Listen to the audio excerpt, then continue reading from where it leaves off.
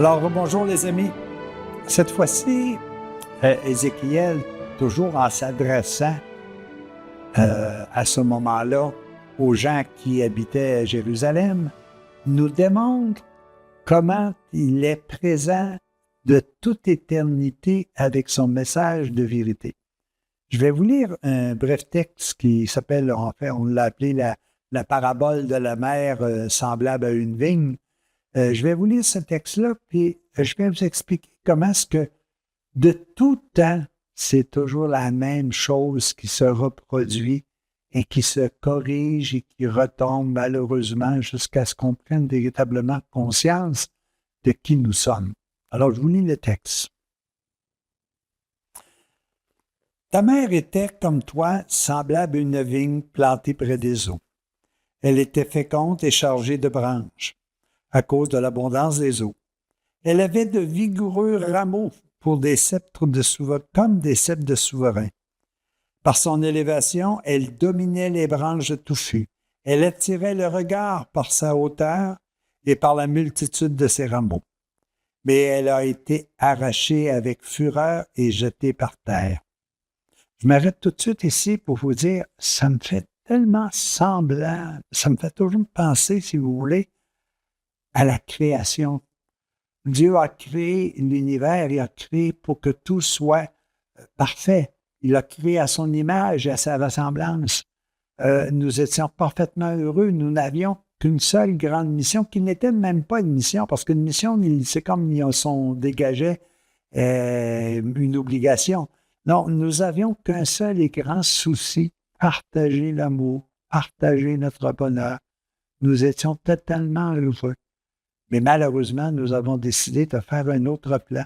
Et c'est là qu'Ézéchiel dit, elle a été arrachée avec fureur et jetée par terre. C'est comme si je disais, elle a été arrachée avec fureur et jetée sur la terre. C'est la première chute. On voit la même affaire avec Adam et Ève. Mais est-ce que c'est arrêté là? Non. C'est qu'on s'aperçoit que ce qu'est en train de dire Ézéchiel au souverain du temps de Jérusalem, vous faites la même erreur. Vous faites la même erreur. Vous répétez et vous faites un aller et venu entre une renaissance et une décadence. On dit souvent dans le livre des juges, on dit à chaque fois qu'un juge était nommé, le peuple revenait vers Dieu, revenait dans l'application des lois de l'amour. Mais dès que le juge mourait, il redescendait dans les faiblesses de la terre, dans les faiblesses de la matière. Et je pense que ce n'est pas une question où ça a été vécu du plan de l'invisible vers le plan visible, au temps d'Adam et Ève, au temps de ci.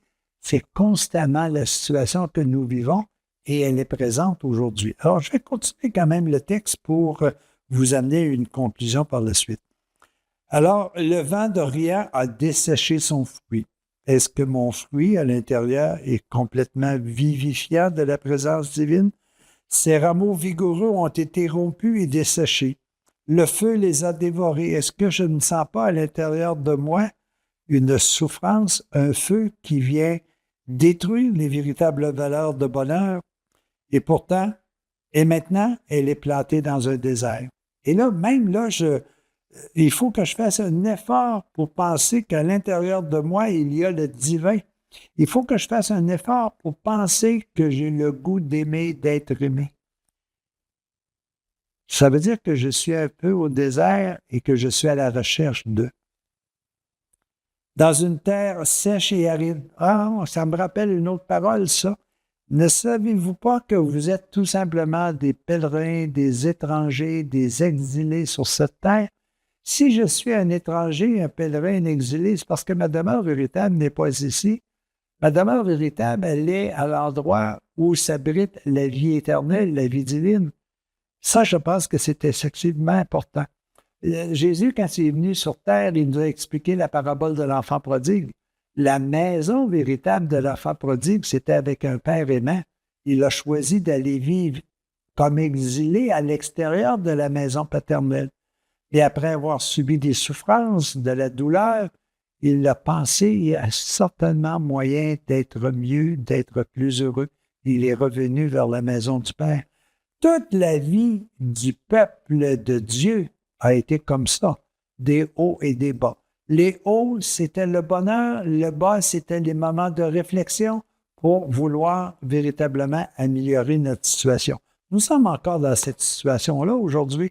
Et nous autres, nous sommes tellement à court terme là, qu'aujourd'hui, je peux être parfaitement heureux, puis demain, il m'est arrivé une pécadille ou quoi que ce soit, puis là, je vois tout sombre. Alors, excusez-moi l'expression, notre marche est très, très courte. Alors, ça se termine en disant, nous sommes véritablement dans une terre sèche et aride. Mais à l'intérieur de nous, on a le désir de s'améliorer. Alors, le feu est sorti de ses branches, il a dévoré notre fruit, elle n'a plus de rameaux vigoureux pour un cep, et c'est là une complainte. Et là, ça vient nous expliquer un autre élément, que nous devons comprendre que la main de l'Éternel n'est pas trop courte pour sauver, que son oreille n'est pas trop dure pour entendre, mais ce sont vos crimes qui mettent une séparation entre vous et l'amour.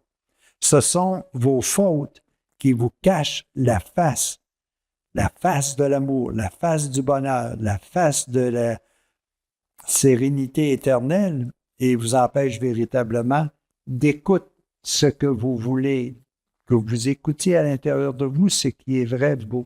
Il n'y a personne sur terre qui a un autre goût que d'aimer et d'être aimé. Alors, c'est incroyable de voir comment Ézéchiel, il y a plusieurs millénaires, expliquait ça au peuple de Jérusalem. Puis je vous le lis aujourd'hui, puis je vous le dis, mais c'est tellement vrai aujourd'hui. Alors, ça veut-tu dire qu'on est en retard de 2600 ans? Non, on est toujours face au même problème.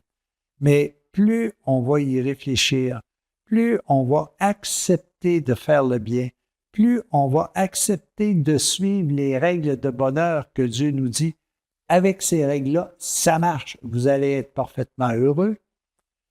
Alors, si on met ça en pratique, soyez sûr d'une chose, nous allons redevenir semblables à ce que nous étions au tout commencement, lorsque Ézéchiel nous a expliqué, lorsque Jésus nous a créés, lorsque Dieu, nous a créés. Alors, les amis, oui, à l'intérieur de nous, sommeille une mère qui veut tout simplement que nous soyons pleinement heureux, comme nous l'étions de toute éternité, avant que nous décidions de prendre des choix qui allaient à l'encontre des règles de base de la paix, de l'amour, de la joie et du bonheur. Prenez inspiration chez notre ami Ézéchiel. Il a été là pour guider Jérusalem. Il est toujours présent aujourd'hui pour nous guider. C'est pas une farce, hein, quand on dit que Ézéchiel a propagé au-delà de 20 paraboles, que je peux appeler de même pour l'instant, même si on dit que c'est pas nécessairement des paraboles, mais il nous a placé une vingtaine d'exemples qui sont tout aussi présents aujourd'hui qu'il y a 2600 ans. Ça veut-tu dire que nous progressons? Oui, nous progressons parce que nous acceptons de comprendre que des messages du passé viennent nous aider encore aujourd'hui, comme si la vérité était de toute éternité, et c'est ce qu'elle est. Les amis, à la prochaine. Bonne réflexion.